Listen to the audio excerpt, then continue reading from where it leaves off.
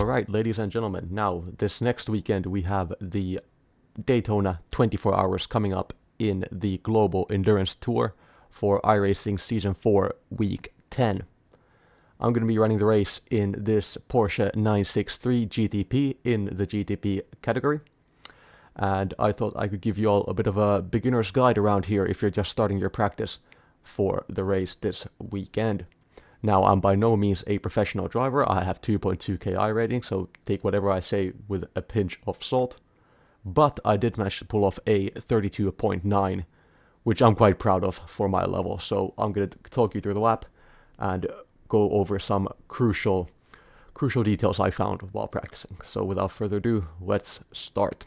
Coming across the line here into the first corner, you're going to want to look for this green light there on the right. That's going to be your braking point. You could just about see it there. We go forward a few frames there. That green light, that's going to be your braking point for the first corner. And now there's what is the so-called esports line. We're going to stick it all the way to the barrier, and we're actually going to go towards these cones here on the right.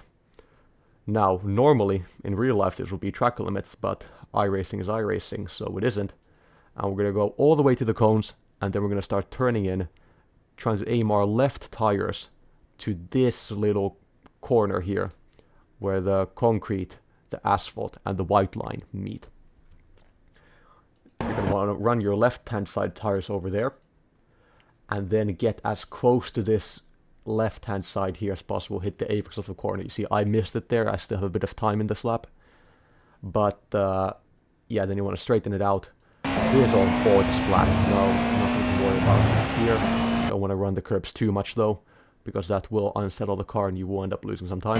Now, up here into the International Horseshoe, the 100 board. That's going to be your brake marker for this one.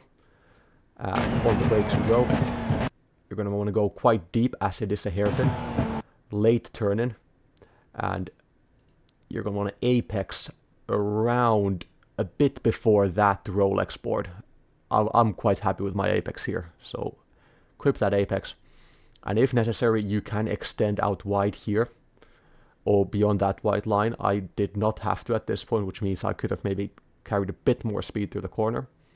But that is, of course, a viable option if necessary. Now back on the straight we go with the pink. Here's with the second hairpin, horseshoe as it's called here at Daytona. This is going to be your braking point where this white line has a little deviation from its normal course. I believe that's a motorcycle layout that goes over that way. So that's going to be your braking point for this one, the corner of this white line.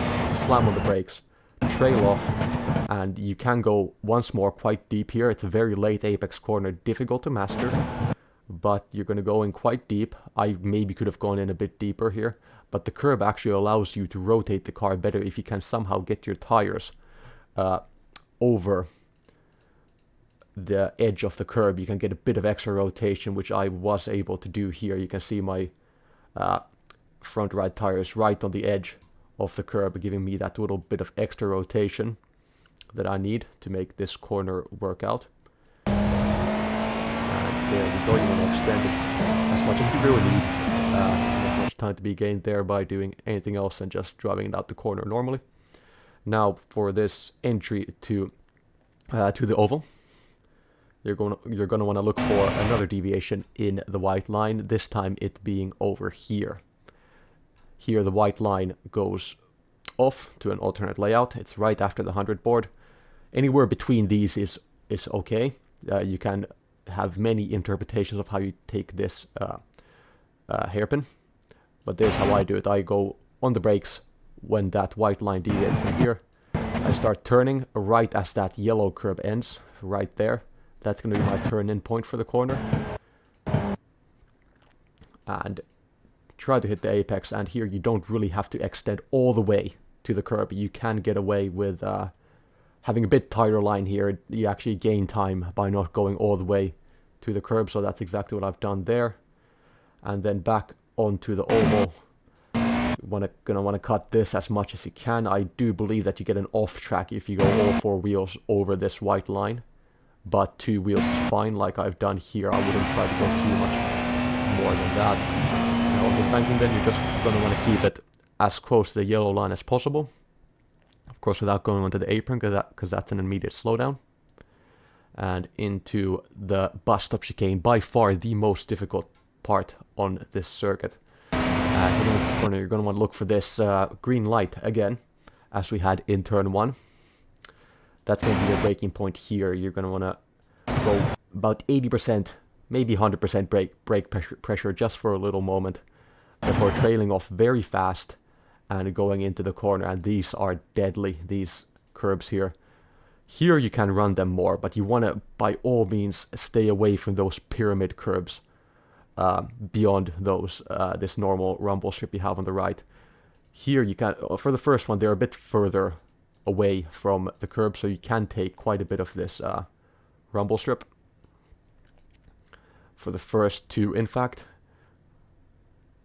run that like so. You're not going to want to extend all the way to the left, because that just means that you will have to cover more distance and, in fact, brake more on your entry. So take it to about the middle of the circuit. And now this is absolutely crucial. You cannot hit the pyramid curbs here or there, or you will be facing the wall there on the right hand side. So you can, of course, run the normal rumble strip, but just make sure that you don't hit those pyramid curbs. Same thing here, they're way closer to the curb than they are on the other parts of the chicane. So just this can easily catch you out, this second part or the final part of the chicane here.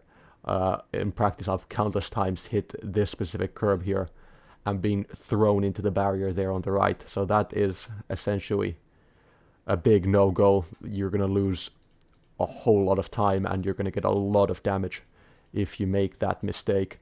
I'm going to show it one more time in speed here. So on the green light, run the left, run the right, and be careful not to run too much on either one of those final 2 curves.